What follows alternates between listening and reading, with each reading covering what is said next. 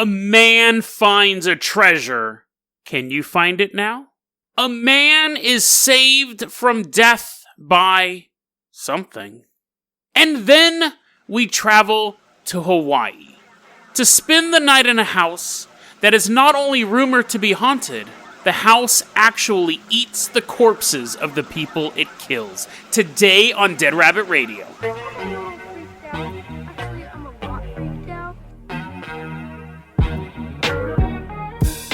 Hey everyone, welcome back to another episode of Dead Rabbit Radio. I'm your host, Jason Carpenter. I'm having a great day. Hope you guys are having a great day too. We got a lot of stuff to cover, so we're going to jump right into this. But first off, we got to give a special shout out to my newest Patreon. I got another one, Natty the Nat. Natty the Nat? N-A-T-I-E, the Nat. Thank you, Natty. Whatever. Thank you. I shouldn't say whatever. You're donating money to the show. Thank you, Natty, for supporting the podcast. Really appreciate it. Should have asked how to pronounce your name, but I didn't. It's time to record this episode. So, Natty, hats off to you. Now, since normally we throw the Patreon supporter the keys to the Carpenter Copter or whatever vehicle we're taking, but because Natty is a gnat, we're just going to ride on Natty the whole time. So, everyone climb on the back of this giant flying insect. Gnats fly, right? Jump on top of Natty. We're flying to southwestern Oregon for our first story. The whole way. It's kind of cool because it's like the back vibrates. We're like, woo! We're like holding cups of pudding, and it's like we're holding cups of milk, and then the other ingredient in pudding, and it's just shaking. That's how you make pudding, right? You just shake it. What's the thing you shake to make? Shake and bake? Anyways, we're flying to southwestern Oregon. We're actually taking Natty back in time to July 18th, 1856. So imagine like old-timey, not the Dixie song. That's too old-timey, but imagine like old-timey,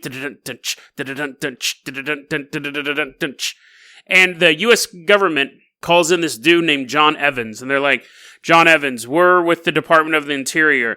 We have a mission for you. We want you to like walk around Oregon and report back to us. Now, he was not just some dude. Well, he was, but he was also a doctor, and he was a geological dude. But he was made of silica. He was a rock man. So anyways, John Evans is like, I will do my duty to your country. He's walking around southwestern Oregon. He's just walking along trails, making maps and stuff like this. And eventually, he's done, right? That's how tasks normally go. You get assigned a task, and eventually you finish it. He starts off in Port Orford in Oregon, and then he ends up in the Willamette River area. He's like, all done. Now, 1859 rolls around. He's sitting at home, and he goes, you know what? I got all these like cool things that I found on my journeys through southwestern Oregon. I should find out what these are. I mean, yes, I am made of rock, and I should recognize my rock beings. I should recognize my fellow rockmen, but I don't recognize some of the stuff. So I'm going to send it off to the Boston Society of Natural History. I got some homies there. They can take a look at this stuff and tell me what this stuff is. Because really, he was just making maps and stuff for the government. He wasn't making maps, but he was basically just going on a survey for the government. But he was putting a little stuff in his pocket too, man. Daddy needed a new pair of drums because he kept going to the point that his drum got worn out. Sends it off to the Boston dudes. The Bostonians are looking at it and they're like, this is weird. And also, I can't do a Boston accent, so I'm not even going to try. This is wicked smart. Whoever got this mineral. They then contact John and say, hey, you sent us this stuff. Where'd you get it from? And he's like, oh, well, on my journeys up in southwestern Oregon, I came across what had to have been a 10-ton boulder just sitting on top of this mountain, right? I walked up to it and I go, oh, this is kind of shiny. Papa needs a new pair of drumsticks. He cuts off a bit of it, puts it in his little pouch, and then I mailed it to you. And the people in Boston are like, oh, that's wicked smart that you did that to us. How about I stop doing this bad accent? The Bostonian people say, listen, what this is from a super, super rare meteorite. And John Evans is like, how rare? And the Bostonians go, $300 million rare. And then John Evans' eyes, bouncing out, dollar signs on him, his tongue. And the Bostonians are like, yeah, we've been doing that all day long. Where's the rest of this meteorite? This mineral is worth hundreds of millions of dollars in old-timey money. So it's going to be worth even more if anyone ever records a podcast about this in 2020. Now, he goes, I'll show you where it's at, because obviously I can't move a 10-ton boulder myself. And he assembles a team, and then he dies of pneumonia because he wasn't going to tell anyone where it was at, obviously, because he would end up going there, and there'd be some, bad guy with a big mustache flying away on a helicopter. They didn't have those. Flying away in a heliotrope, carrying this boulder, going like, ha ha ha, John Evans, you will be poor forever. Flying away. So he didn't tell anyone where it was at. He was going to lead an expedition there. He dies of pneumonia. Now, there's two ways to look at this story. One is that since 1859, people have been looking for this meteorite. He gave a brief, in his papers, they know where he went. So they feel like they can kind of narrow it down. But treasure hunters have been looking for this. Professional geologists, map people, whatever they're called, have been looking for it. Cartographers? I only know that because I play Minecraft. And then even the Smithsonian can't find it. Now, what has happened is now people go, it's a hoax. It was a hoax. There is no meteorite up there. They say it was a hoax because the dude in 1859 was poor, which I don't know, he might have been. He might have simply been poor in spirit, but had wealth and friends around him. Who knows? But they say he was poor. They also said that it matches a meteorite. It was meteorite rock, but it matches a meteorite that crashed in Chile in 1822. And he was in Panama City, which is not really close to Chile, but apparently this is the idea. He bought the minerals at some market in Panama City. And then he comes back up to America. The U.S. government sends him on this tour. He does it, but realizes he doesn't have any money. He spent all his money on drum equipment. And then he goes, wait a second, I'm going to run this scam. I'm going to send these little shavings to Boston University. They're going to tell me I'm wicked smart. They're going to send them back. And then I'll start this whole thing where I found it and it's worth millions of dollars. Ka-ching, ka-cho. That's the theory. They believe that because of them, when they look at them now, they say these are exactly like the meteorite that fell in Chile. So it has to be a phony, right? So as of now, people stop looking for this thing, really. But I am going to throw out another theory. It's real. That's the official story. He was poor. He had these things that he bought at a flea market in Panama City that were from a Chilean meteorite. He knew the value of them. He sent them off to the Boston people, and they told him this. And he goes, oh, I know. I found this in Oregon. Give me a bunch of money. We'll assemble a team. As long as I don't die of pneumonia, I'll be rich afterwards. Here's the problem with that. One, he sent the little pieces to the Boston people with a bunch of other rocks. So it didn't seem like he was like, oh, here, I think these are valuable. He sent it to him years afterwards, and he didn't leave a note saying, hey, I think these are super valuable, check these. It was just like, here's a bunch of stuff. I was wondering if you could run some tests on it. Two, that's a pretty long scam, right? Wouldn't it have been easier for him to just sell the directions to be like, oh, yeah, I could go on the journey with you and get a $300 million rock. Or I could sell you, that you give me $10,000, and I'll give you a map there, and then he could just disappear into Panama City. He could leave the country, right? That'd be a short-term con. There's a long-term con where then you have to get people to contractors and heliotropes to help fly around to pick up the rock, all sorts of stuff. So it's a pretty long con. One, he has to make sure that the people he's sending it to will recognize it as a valuable thing. He's sending it out of the state. He has to assume it never gets lost in the mail. If this is the key to his con, why is he sending it out to his homies in Boston and not to his dudes in Oregon? But here's the biggest thing. People go, it's obviously a piece of the Chilean meteorite because it is chemically or minerally the same thing. But has people never heard of meteorite? What are those things called when there's a bunch of meteors? Meteor shower, right? So if you had a planet, Krypton blows up 10 million years ago, and there's a bunch of chunks flying through space, right? And you're like, Jason, that's not what it means. Every meteor shower is not Krypton blowing up. But if you had a giant thing blow up and crumble, it doesn't just fall on one part of Earth. I've seen Armageddon, it trails out and destroys a bunch of stuff.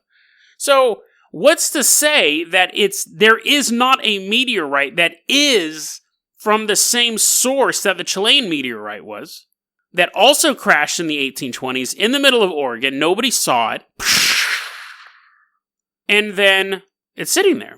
That's why it would be exactly like the other one. So I believe that the Port Orford meteorite, which is what it's called, it's pronounced correctly by other people, but the Port Orford meteorite is real. I believe it's real. But I don't know. It could be wrong. He could have frauded the whole thing. I just thought about this. Some people are just really bad at committing crimes. Some people are just suck at it, right? So maybe he didn't know that there's a short con and there's a long con. Maybe this is the only con he could think of. But let's go ahead and move on to our next story here. Now, our next story is from my 1988 file. Collection of short UFO and weird encounters from the year 1988. I got from the website thinkaboutitdocs.com. Longtime listeners may recognize something out of this, but even if you're new to the show, I think you'll find something interesting about the story. I'm reading this from the website. This story takes place in Beirut, Lebanon. It's May 18th, 1988. And there's this dude named Hemrod Levins, right? So he's driving down the road. Now, he's in Lebanon. It's 1988. So not a peaceful time for that country. He's driving through town. Driving. And all of a sudden, bombs start falling. He starts. I think he did more than a comically distraught sound. He was definitely panicked, and bombs are falling all over the city. And he's like, "This is it." And he says, "Suddenly, everything went quiet, and Hemrod is now floating up." And he's like, "I'm dead. Like a bomb fell on me, and I'm dead." And then next thing he knows, he's in this metallic container. And while he's in this container, he looks over, and there's a wheel spinning super fast, also in this container with him. Definitely alien. Like, to me, and I've talked about this before, the idea of dying, what terrifies me the most about dying is the abstractness of death. Now, I don't believe you're just annihilated. I don't believe you're necessarily walking around in cities of gold. I don't know what it is. I could become an infinite geometrical pattern that's aware of everything in the universe. I could become reincarnated as a frog, but in an alternate universes where frogs are like butterflies. I can't comprehend the next stage. So stories like this are inherently creepy to me, because what if when you die, we're just some big old metal eggs and they're just wheels? And that'd be cool for the first 10 minutes, but then afterwards you're like, this is it? That's what creeps me out about death. Is there gravity in the afterlife? Is there a moon? Is there any... it trips me out. Anyways, we're not going to get into my own hang-ups about the afterlife, because this story here, he's sitting in this mechanical device, like a sphere almost, and the spinning wheel begins to talk to him. Now, we don't have a lot of details of this, because I'm getting this as a condensed version from this website. And I couldn't find any that's the thing about this 1988 website. Sometimes I can find follow-up details, and sometimes it just seems to be encounters that... Think about it, docs.com. They're not personal encounters people have written in. They're stuff they've culled from magazine articles and books. So, anyways, he's watching this wheel spin, and he says, "The wheel begins to speak to me in my language," which would be Arabic, I believe. I don't think there's a language called Lebanese. There might be. And anyways, this wheel's spinning around and begins talking to him, and he says that these are the subjects they talked about were, quote, eternal life, black holes, which is kind of a cool combination, I guess. I'd be like, no, go back to the eternal life. It's like, a black hole is where light can't escape. Yeah, I know what a black hole is. Tell me more about eternal life. The event horizon. Okay, now we're really on the black holes. The wheel also told him that it needed ozone to survive. It needs ozone to survive. Whatever that means. I actually have a theory on that. We'll get into that in a second. But what happens is, eventually, the wheel stops talking. The wheel keeps spinning, but is no longer making any noise. He's now just sitting in this mechanical compartment. This wheel's just spinning next to him. And then he's standing on his balcony, looking out over the city where the bombs had previously fallen. He's at home, safe. We covered something similar to this back on episode 242. I had an episode called The Multiverse Abides, Correcting Glitches in Reality. And that's where a guy is driving down the road.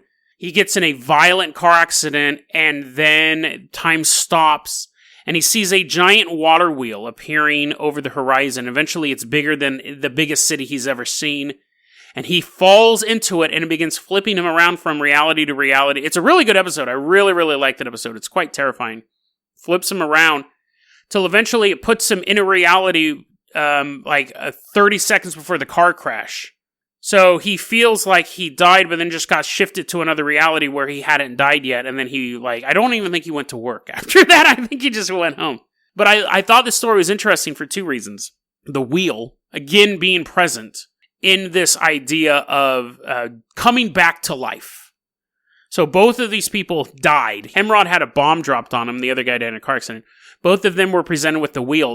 In episode 242, the wheel was presented as this uncaring universe that just wanted to put you back into a universe where you lived in.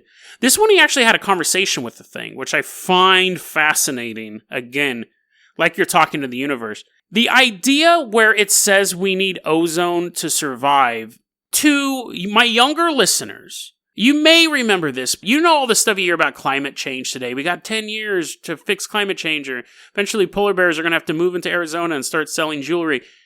That was the way people used to talk about the ozone layer. The ozone layer, we got 5 years to fix the ozone layer. It's going to burn us all. Go back and watch some action movies from the mid-'80s to the early 90s. So many of them, sci-fi movies, not Lethal Weapon. So many of them involve the ozone layer being destroyed. Even up to a Book of Eli, they talk about the ozone layer being destroyed, a hole pierced in the sky. And that was kind of a throwback to those old post-apocalyptic movies. But so many movies. I just watched a movie last night called Airtight. It was a Canadian made-for-TV movie about the world was living in dome cities, and the corporations controlled the airflow. And it was up to the Air Force, these group of young, up-and-coming cops turned renegades, to overthrow the evil capitalists and make it so everyone gets air. And that's basically the plot of Tank Girl. That's the plot of so many of these movies. Back in the 80s, though, the way people think about climate change now, the people thought about the ozone layer back then. So I find it interesting. That probably was on Hemrod's mind. Oh no, I saw this documentary the other day called Tank Girl. A bunch of kangaroos are going to show up. How are we going to protect the ozone layer? So when he's talking to this hyper-intelligent thing, ozone would be part of that conversation. It's interesting to think because the idea, did he die? Did a bomb actually fall on him and he got slotted into a reality? I implore you guys to go back and I've never done this before. I don't think I've ever done this on the show. I implore you guys to go back and listen to episode 242, The Multiverse Abides, because it's a really, really interesting episode, and I think it's a great companion piece to this one. It shows that the guy in that episode kept feeling that every time his memory got erased, every time he fell into another reality, but somehow he was able to make sense enough of it to tell us the story. This guy, this may be the only version he remembers, is as it's sorting him, he just remembers this conversation. But another interesting thing about these stories is finding parallels. Because when we look at the world of the paranormal, we want to find things that match, because they're already so bizarre. So if we can find person on one part of the world has this experience, and these things match, and you have person on this part of the world who has this experience, and these things match, and neither of these stories were popular at all. These are not the communion books. These are not episode of X-Files. These are two completely unrelated people on opposite sides of the planet experiencing the same events, which makes them have a little more credence. A very, very creepy story. Both of them have happy endings, but both of them, the people are faced with the reality of they might truly know what happens to you after you die. The tunnel of light may simply be a tunnel towards a wheel that is sorting you through the multiverse. Who knows? But let's hop on back of Natty's back. You know what? We're going to give Natty's going to transform into a human. We're going to give them the keys to the Carpenter Copter. You can fly us around now. You can rest those little wings of yours. We are leaving behind Lebanon. We are headed to Hawaii.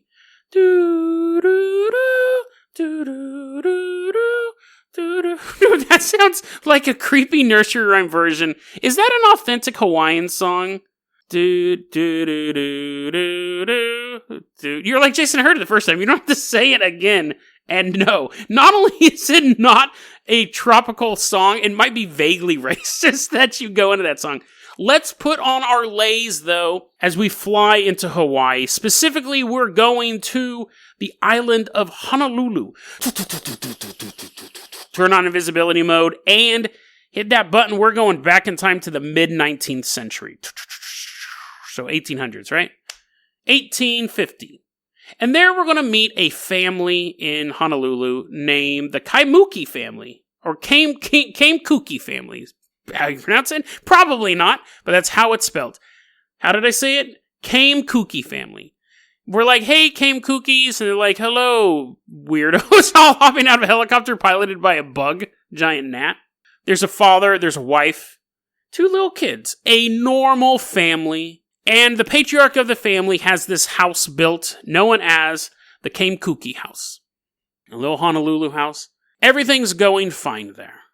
But one day, for no reason, the father, they're Japanese, by the way, I don't know if I said that, or if that name was self-explanatory, but anyways, one day, the father gets his katana, and his wife and his kids are sitting there, and he's like, kills them all, and then he buries them in the backyard, chops them up, buries them in the backyard. And eventually people go, wait, hey, Kaimuki, where are your kids and your beautiful wife? And he's like, they're around. His eyes shifting from side to side. I'm like, oh, okay, can I see him? And he's like, I don't know, do you have X-ray vision? His eyes shifting from side to side. What is X-rays, for one? It's 1850s, too. Do you have some sort of eye problem? Why are your eyes shifting side to side? And he goes, I can't think of a witty one-liner, so I'm just going to keep shifting my eyes side to side. Eventually, people call the cops because his family's missing. And it turns out that he did kill them, and they find the wife and one of the kids in the backyard, and they never found the body of his daughter. So that's just the start of the legend of the Kaimuki House. Part of the legend is afterwards, 60 years, the house stood abandoned, and then a lesbian couple moved in, but one of the lesbians started sleeping with a dude. And so then that started a bunch of trouble, obviously, and the dude got tricked into not being in love with the lesbian or something like that, so he came back and murdered the lesbians and killed himself in the house. And their bodies were never found. They just all went missing in the house, and everyone just assumed everyone got killed. So you have a little girl's body missing, could never find it in the backyard. You have 2 lesbians and this dude, they're all missing, but the implication was they were all murdered there. I guess someone was walking on the street one day, saw a bunch of people getting murdered, and he goes, I'll call the cops, and then he runs and he comes back, the people aren't there. But apparently, they died too. Summer 1942, a family moves in, a single mom and her 3 kids. Now, this was reported in the newspaper.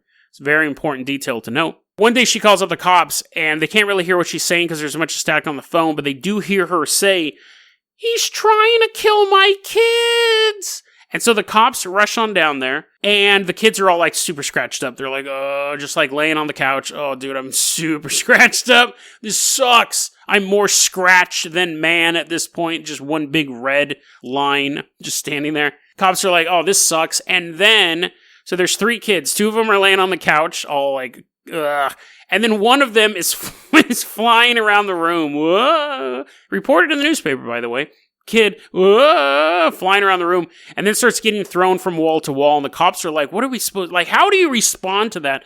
Cops, are grabbing the kid, but they can still feel the kid kind of being pulled away, eventually. The kid does stop getting thrown, and they put the kid down on the couch, and then stuff starts flying around, since whatever's here no longer has a kid to throw. I'll show you, I'll throw other stuff around. Begins throwing books and lamps and pumpkins, whatever is available, at the kids, and hitting them in the head as the cops are standing there powerless. And then eventually 2 of the kids die on the scene. You're like, Jason, that's awful. You've been cracking jokes this whole time. This episode's full of dead children. 2 of the kids die at the scene. The third one, the cops are like, go, go, go, go. Pushing pumpkins out of the way. Get away. Watch out. Cabbages. Pushing those away. They throw him in an ambulance, but he dies on the way to the hospital. And the mom's besides herself. No, my children. And she actually blamed her husband for this, because if her husband had never left him in the first place, they wouldn't have been in this house and all this stuff. So anyways, now we jump ahead about 15 more years to the year 1957. This was also reported in the newspaper. These 3 girls, these 3 hot chicks are living at this house. It's like college girls, right? And they start to hear a disturbing noise. Now, I don't know if they knew about, all the people getting murdered and the kids flying around the room, but it's probably really cheap. They're in their house, partying, summertime in Hawaii, listening to these songs, 1957. No, it would have been like Beach Boys and stuff. But anyways, They hear in between their parties and their nights of like pillow fights and lovemaking, they occasionally will hear the sound of an Asian of an Asian man inside their walls. Now, I have to say this. If I don't think I've heard ghosts. I've heard a couple ghosts or demons, whatever. I don't think I ever could have picked out their ethnicity. I don't think I've ever been like, that guy's from South Sudan. I don't think that, I find it weird that if you heard a ghost, unless it was speaking Japanese, I don't know if I could peg its ethnicity, right? Like, I mean, unless it was being overly stereotypical, like it was an offensively bad ghost, I don't think I would be able to be like, that guy seems like he's from the Shanghai region of Mongolia. So, but apparently these women, this guy was either Mickey Rooney level stereotype Asian, or these girls just heard Japanese. We don't know. But anyways, they heard an Asian man in their walls, which at that point I would move. Like, I can do with like a floating teacup, or I can do with my lights flickering on and off. If I heard a man in my walls, I'm out. If I heard a woman in my walls, I'll be sticking around for a while. But man in my walls, no. Anyways, they eventually call the cops, and they didn't call the cops when there's an Asian man in their wall, by the way. They do not call the cops and say, we think there's a dude in here.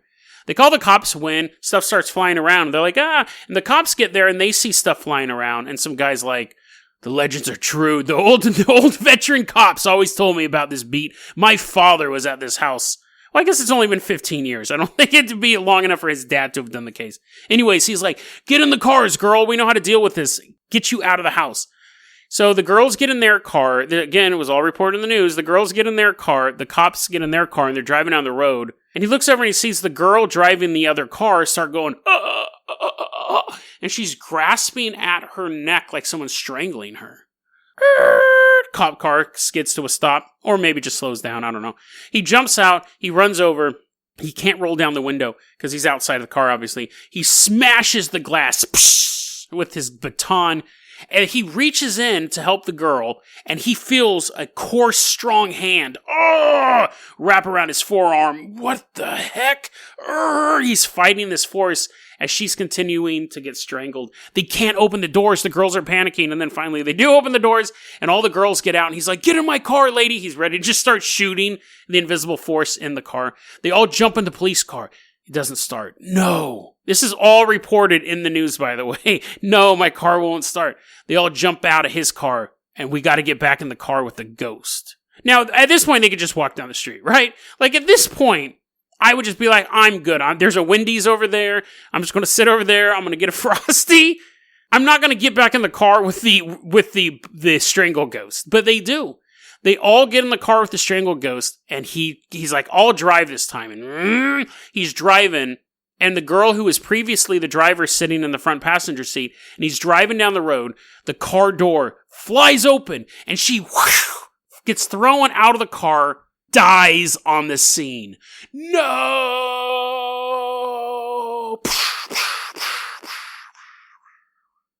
That's the end of the legend of the Kaimuki House. Because if you go to this neighborhood in Hawaii, because it's a real neighborhood, the house itself doesn't exist. Now there's like a duplex built there. But if you go there, people will say, oh, don't say that duplex. That is where these stories took place. And you can find copies of these articles online as well, detailing those latest two events. The problem is, none of it's real. Now I didn't waste your time because I have an interesting theory about this. But the only thing we know for a fact is that there is a piece of land in a neighborhood in Honolulu where people believe a haunted house used to exist. The idea of the Kaimuki family, or whatever you pronounce it, they don't seem to exist. There's no record of them existing. There was a house that was there. Supposedly that was destroyed. Old-timers will say there used to be a house there. Whether or not that was the actual name of the house, nobody knows. There's no record of a man murdering his family. Now, of course, men have murdered their families, but at this location, there's no proof of any of that happening. The lesbians moving in together and then dating, no proof of that whatsoever. But Jason, you kept talking about the news articles.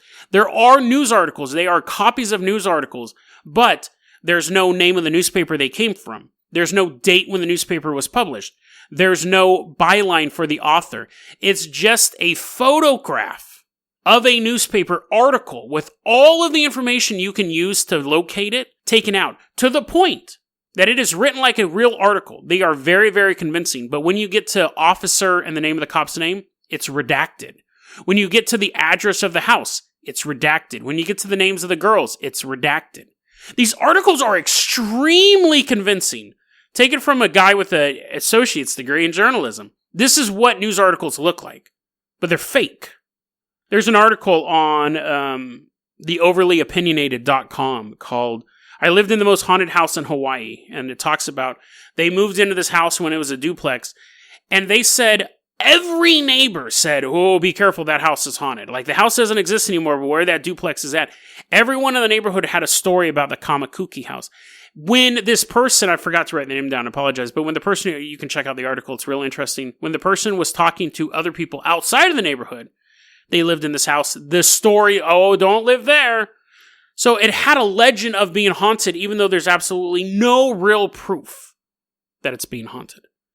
And they said, I feel it was haunted. The person who wrote the article says, I feel like it was haunted, but I didn't feel like it was a sinister haunting. I did get woken up a couple times, the temperature was low, and it was kind of creepy. But they said they'd never felt menacing, haunting level stuff. So, Jason, why did you tell us a story about a haunting that you not only don't believe is true, but is almost demonstrably false? This is the interesting thing about this story. Why was this story created? Somebody made this story up. Somebody went through a lot of effort to make this story up. Writing news articles that would fool a journalism expert, myself, my associate's degree in journalism. They look like real articles. They're screenshotted like real articles. They're written exactly like a journalist would write these articles. This isn't creepypasta. This is a very well done mock-up. Which leads us to one of two things. It's a publicity stunt for a project, which could be the case. We saw that with the Lone Pine Devils. I covered them. It's a very, very well-known cryptid. Turns out the entire thing's made up. It was a marketing gimmick for a short film. But people today still talk about the Lone Pine Devils. I saw something about it on Reddit the other day. Like, it's a real thing. But let's put on our conspiracy caps for a second. What if? And I have a little bit, I'm kind of investigating this right now. I have a little bit of a lead on a story.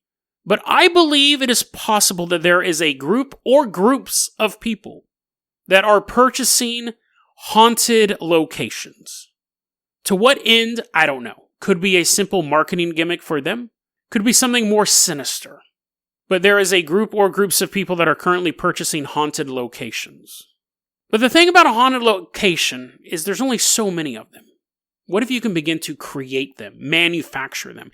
If you can get enough people to believe in something, does that thing become real? Or, if not real, more real than it used to be? Think about it this way. When you're walking through a neighborhood, and you look at a house, take a normal house. You look at it and you go, that's a normal house. But then you start telling people, that house is creepy. Whenever I walk by that house, I get a weird vibe. And you start telling everyone that. You go to a party, hey, my name's Jason. Have I talked to you about that house? Really, really creepy house. You can build the myth. And then you get maybe 10% of the people go, you're right. I remember driving by that house once and it was kind of creepy. That's how these haunted house stories start. Sometimes you have a legitimately haunted house, but sometimes there's just a house that has a little too much weed, or the shingles seem to be falling more so than the other houses, or the person there is particularly old. The haunted house legends start. But those stories don't have mock news articles. Those are local legends. They stay local legends. The people in the neighborhood go, oh, this house is creepy, but it doesn't bleed into the internet at large. But this one did. This one seems to be an active push towards making this house being haunted. So why is somebody taking a normal plot of land, taking an urban legend about that, and creating plausible evidence and pushing it onto the internet?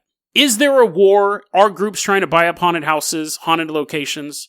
When we look at all of these stories we've done about these little community like Stoll Cemetery, where they've completely shut it down and the locals don't let anyone in. There was the other dark forest place, I think it was in Connecticut. It was the same thing. The people are like, this is a private land, even though it has all these legends about ghosts, it's private land, the police.